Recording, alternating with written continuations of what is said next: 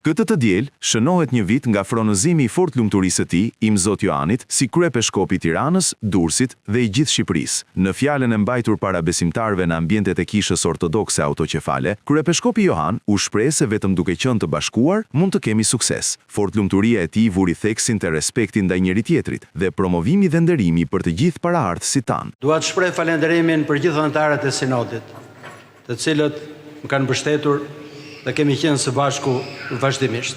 Vetëm duke qenë bashkuar ne mund të kemi sukses. Një shtëpi e ndarë, thot Ungjilli, nuk qëndron dot. Asnjë shtet i ndarë nuk qëndron dot.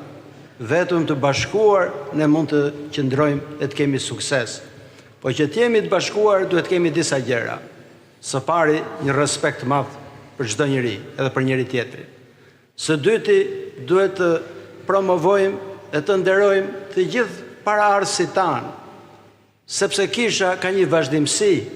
Nuk është përpjekje e individëve të veçantë, po është një bashkësi, është një trup, thot Shën Pavli. E nëse një gjymtyr vuan, gjithë trupi vuan. Nëse do i shikojmë kishën me këtë sy, padyshim që do kemi respekt të madh për të gjithë paraardhësit tanë.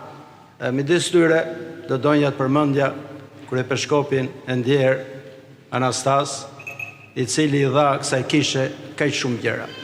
E do e përmendim vazhdimisht, e do e falenderojmë, sepse nëse humbasim falenderimin, do humbasim edhe bekimin. Ata gëzohen lart në qiell nëse kisha jon ka sukses.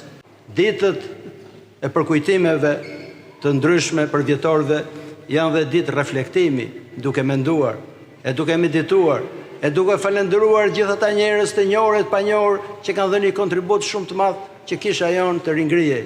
Era kryepeshkopi u shpreh se kisha është e të gjithë besimtarëve, të cilët duhet ta mbajnë dhe ta ruajnë. Sipas fort lumturisë së tij, dashuria për njëri-tjetrin duhet të jetë thelbësore.